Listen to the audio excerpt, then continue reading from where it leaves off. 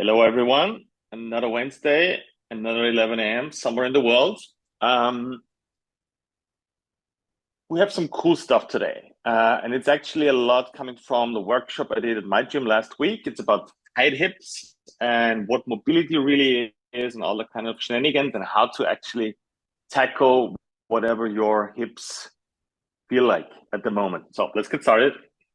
Hi everyone. So you basically already mentioned the question.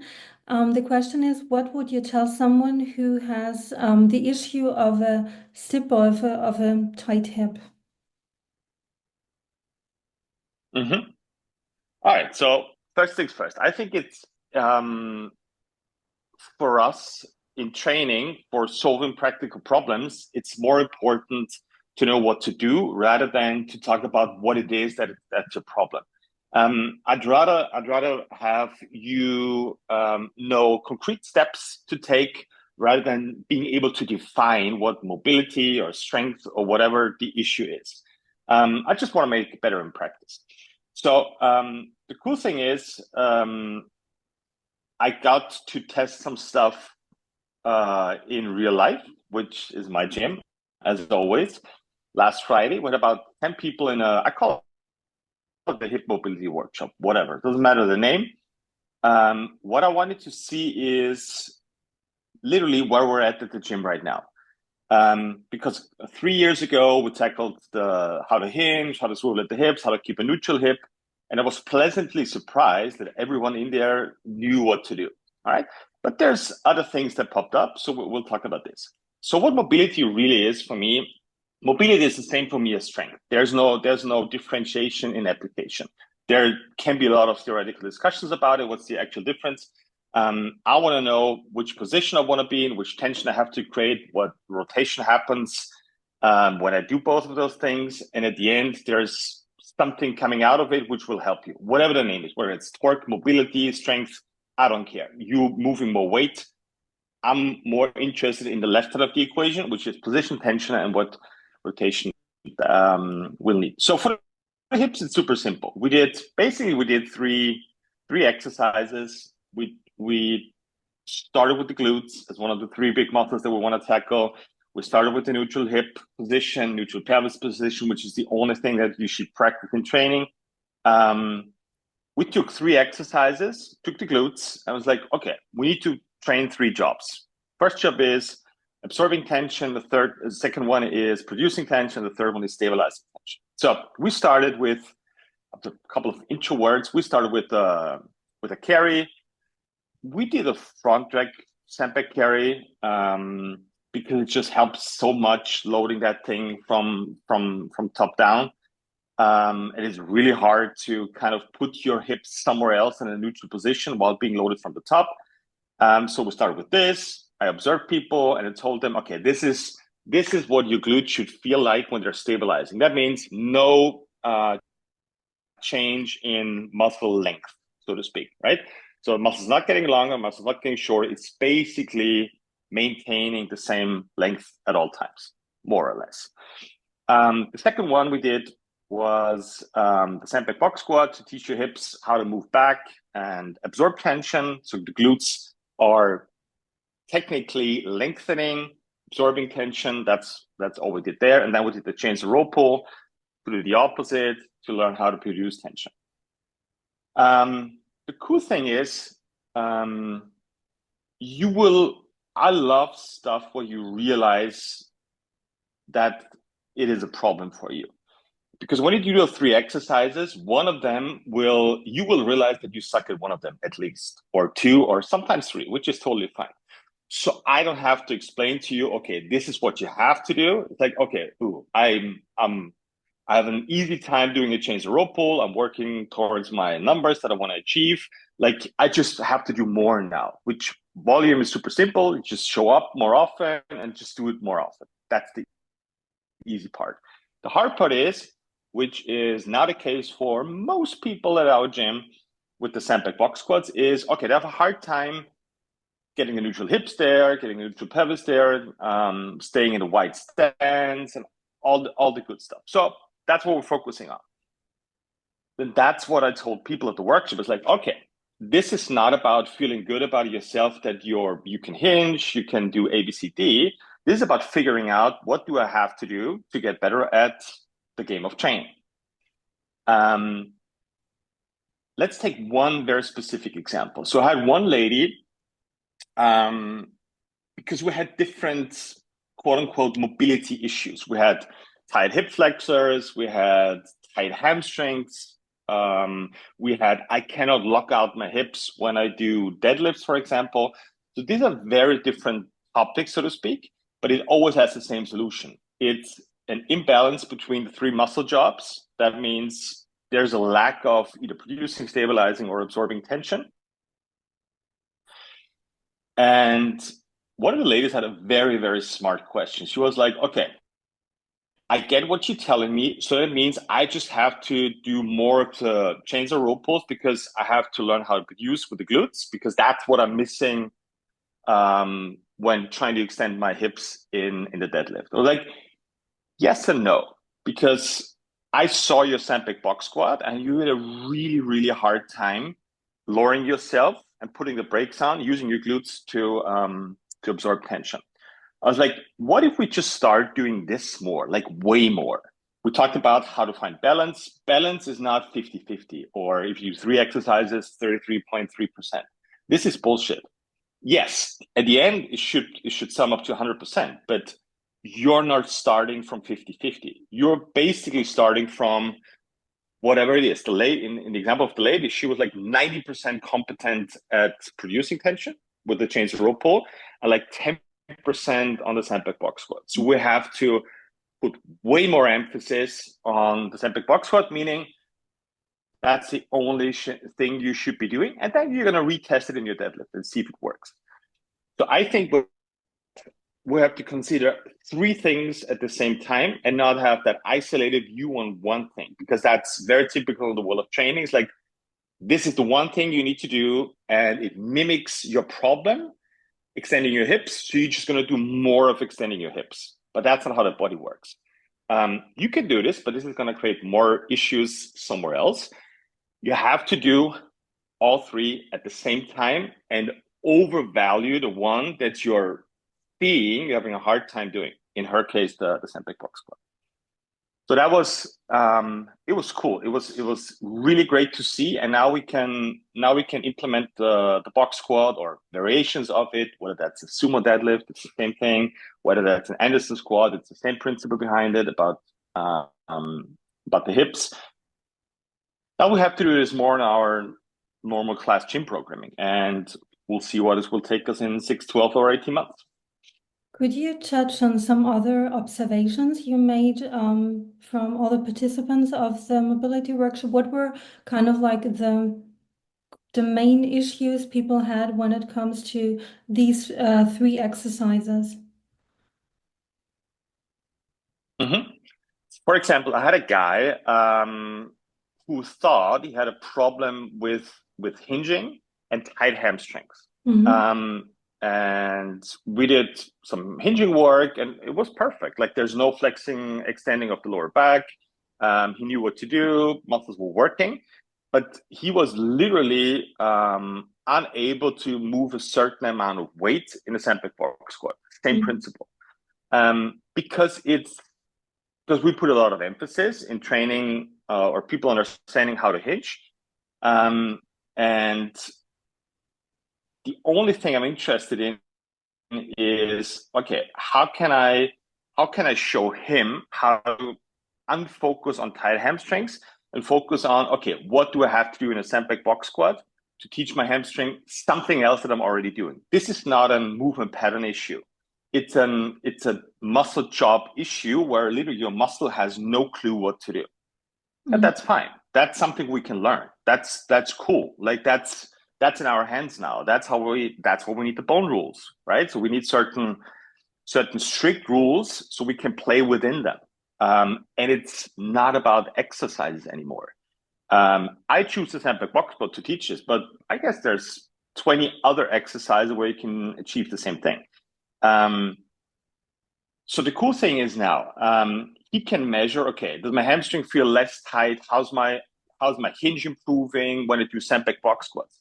This sounds so counterintuitive, because working on something that means I want to improve my hinge, but I'll do something else to get better at it is I actually have that concept. It's called vertical integration. I think the great coach, his name is Francis. He's a sprinting coach. Vertical integration basically just means you have to do everything at all times as much as possible and not specialize and isolate too much, because he saw sprinters using their hamstrings obviously in a certain way, and he focused on, okay, I need to teach them something else because they're sprinting all the time and basically using the hamstrings to produce tension all the time. So that's the same concept here. So you have to do all three jobs at the same time. Programming is about, okay, how much emphasis is on each and every single one of them. That means you can literally skip one of those jobs for a couple of weeks and emphasize on the other two. You can focus on one for 6 to 8 weeks and see where it gets you. That's the vertical integration concept. And is the idea of the vertical integration applicable as well to like normal people who just want to feel strong, be healthy, as well as to like specific niches of sports? Because in general, I feel like there needs to be some kind of a differentiation between these groups just from a feeling, because kind of like special athletic groups have special demands. And is that concept a solution that works for as you mentioned, the example of the sprinter, as well as for like Sue, who works a normal 9 to 5? I'm only interested in helping normal people, because if I help normal people, this will automatically transfer for pro athletes as well, because we move the same way. There's no difference in us moving. And I think now it's working the other way around, because we're studying pro athletes, we're studying professional sports, we're imitating them, we're watching videos of people, whatever, snatching, Olympic weightlifting, sprinting, running. And then we're drawing conclusions from like the top 0.1% of people to how normal people should move. And I think that's fundamentally wrong. I think we have to do the other way around. Once we figure out, okay, how does Susie Soccer Mom and Joe Jack Trader needs to train 2 to 3 times a week, and we'll make it work for them, I can easily scale it up and be like, okay, now you don't only have like 2 or 3 hours of training a week, but you have like 20, 25 hours of training a week, which is pro athlete's life. Okay, that's way easier. Like the real hard work is making it work in less amount of time and not more. And I think we just have to reverse that process of not imitating the outliers, the genetic outliers of pro athletes, because that's what they are. Otherwise, they wouldn't be in the top 1% up there. Yes, work ethic and talent, it's all good, but you have to have a certain genetic pool to get up there. Like you can work your ass off. If you're not gifted, you won't make it. I'm sorry. This is not how professional sports work. But to break it down, like I would train a pro athlete exactly the same way, fundamentally, doing the 3 muscle jobs that I just described, as I do with Susie Soccer Mom. And I'm describing in the book with Jonathan. That's what helped him the most. Still is a very good snowboarder. He used to be an Olympic snowboarder.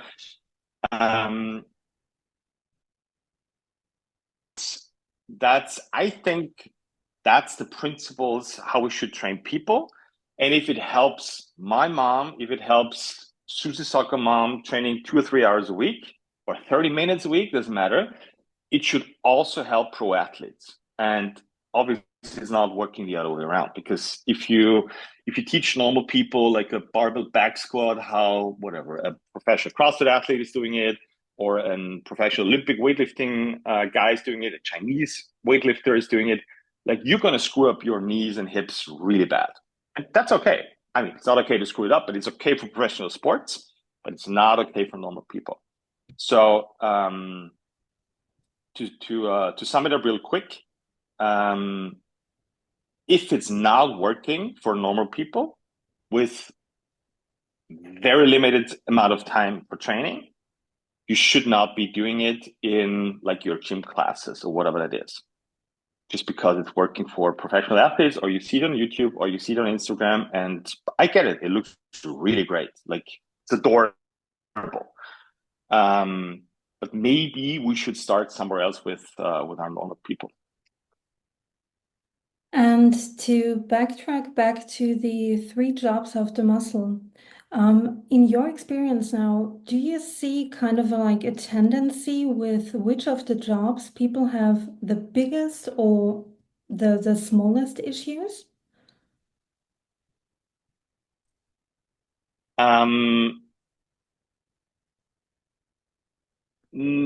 Yes and no. Because I have to always zoom out of my own gym because we had a huge emphasis on the 3 big muscles and the hinge, because that I think that's the one thing you have to fix for people is learning how to pick stuff up off the floor. Like stuff that fits in between your hands. I think that's fundamental. If you know how to hinge, you know how to squat. In terms of exercises, so if you know how to stabilize your hips, you can really quickly learn how to bring your hips somewhere else. That's squatting. But we're gonna figure this out now because we're gonna place an emphasis on the gym program now, and let's see how long it will take us in comparison to the hinge. Hinge took us, it's pretty realistic, 2-3 years to actually make an impact, so people really understand what we want from them. And let's figure out how long it's going to take us for sending the hips back, for squatting, so to speak. Okay.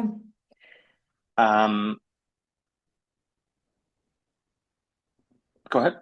So the question was, is there a specific muscle job that is missing? I would always start with stabilizing stuff. So stabilizing glutes, that's carries. Stabilizing your obliques, that's carries. Stabilizing your lats, that carries. So if you don't know where to start, pick something up that fits in between your hands, whether that's a sandbag or something else. Make it as heavy as possible. Don't go any further than 60 meters because learn how to load your hips for 20, 40, or 60 meters. And you will cover a whole lot that you will, as a normal person, for training 2 or 3 times a week. That's enough. I actually just wrote this in the book today, so I have a roadmap how to get there. The cool thing is, I think normal people should do way less of what they're doing right now in the gym, like way less exercises, way less worrying about reps and weights and schemes and all that kind of stuff, and keep it really simple. Like if you carry stuff twice a week, if you drag some sleds twice a week, if you move stuff in between your hands from the floor up and with your hips back, I think that's all you need to live a healthy life. Twice a week, that's it. That's what the templates are for.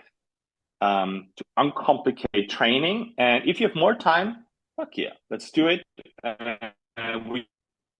We work towards whatever.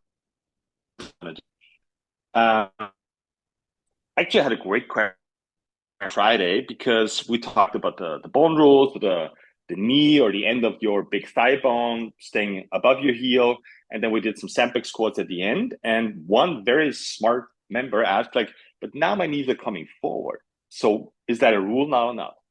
Great question. Because if you lower your hips below 90, your knees have to come forward. Like it's just not anatomically possible to do something else. And that's totally fine. So what I want to do is we have to start at a picture perfect place. It's called the sandbag box squat, where your knees stay over your heels, to learn how to use your glutes and, moving along, what to do with your hamstring. But you have to learn it right once. And then you can move on and be like, all right, what's the next step? Could be, or it is a Sempic squat actually, where your knees come forward at the end. That's no problem if you know what to do with your glutes and with your hamstrings. It is an issue if you don't know what to do and just shooting your knees forward, placing all the tension on your quads, your knees or hips or whatever will bitch at some point. And then the next step afterwards is, okay, now we use that concept for the barbell back squat. I want everyone out there to back squat 250 kilos with your knees coming forward. I'm all for it. I just want to provide a process how to get there and not start at a decompromised position, which could be harmful if you don't know how to create tension in your glutes and your hamstrings. That's all I want to do. I don't want to take away any barbells. I love barbells. But I think it's just simply not necessary for, I would say, 99% of people. Mm-hmm. What was kind But of... if you fancy, go ahead. No, please go ahead. But if you fancy setting this as your goal, I'm all for it. I'll educate you. I'll work with you so you get a 200 kilo barbell back squat. It's probably going to take whatever, 3, 5, 10 years. That's totally fine. But the process is more important than the actual goal. If that is your goal, I'm not going to take this away from you. On the contrary, I'm gonna do everything in my power to get you there.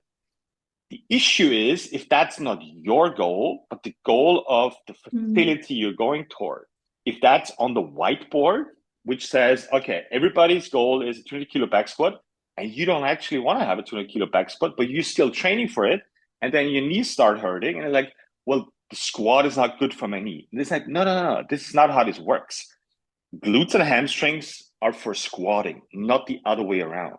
The squat is not for glutes and hamstring. This is not an automatic reaction like in, I don't know, in chemistry. If you put two things together, there's a chemical reaction and a third thing is going to happen. No. You have to learn how to use your glutes and hamstring, and this is going to make you a better squat, not the other way around. So I think there's nothing more disheartening than following somebody else's goal that's not yours. I think that's the most inhuman thing you can do.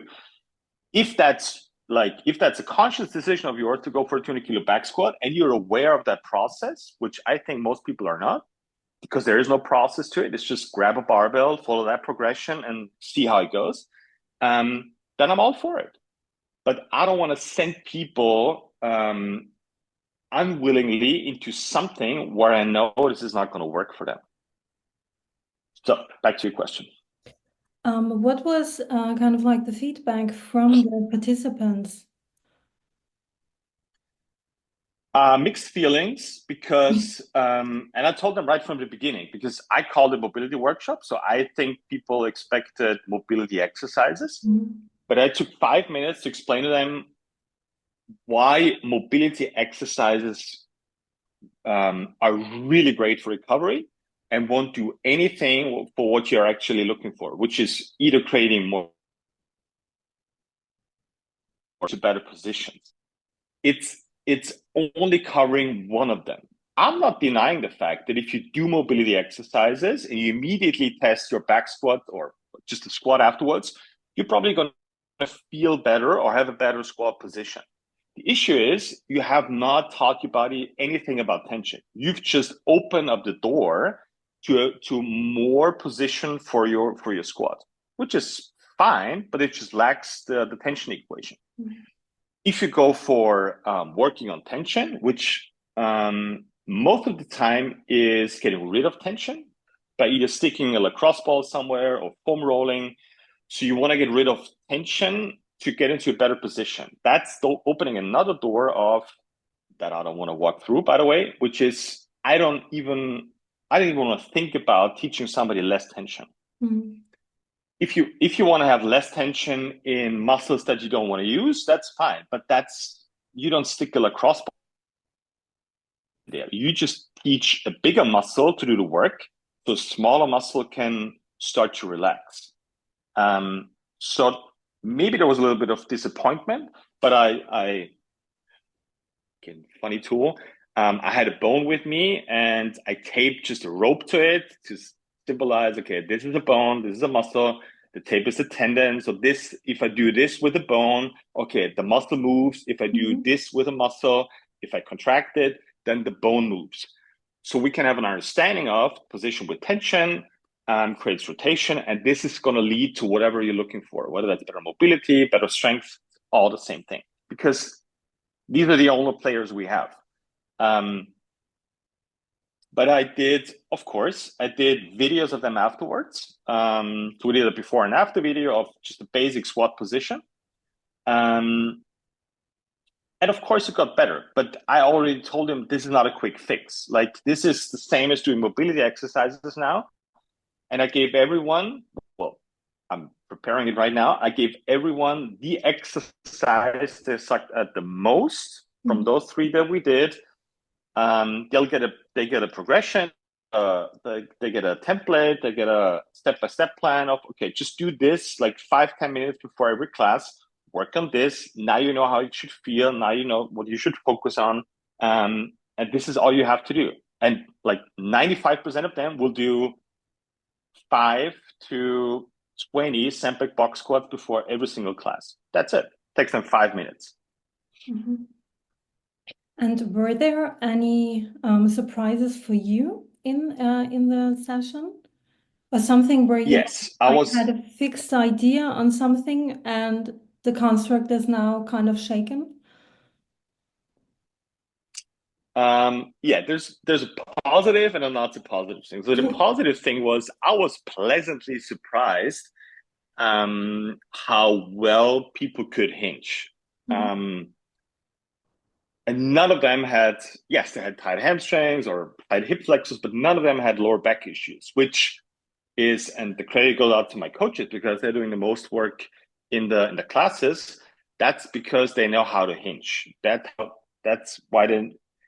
because they know, our people know how to use the glutes when picking something off the floor, swiveling at the hips, using the glutes, and not using the lower backs. That's fantastic. So that was a pleasant surprise. Stuff we need to work on is, and I still don't 100% know how to do this, but we're going to start the process, is unfocusing on exercise, because I already gave them an exercise as well, which is Sempeck box squat for most people.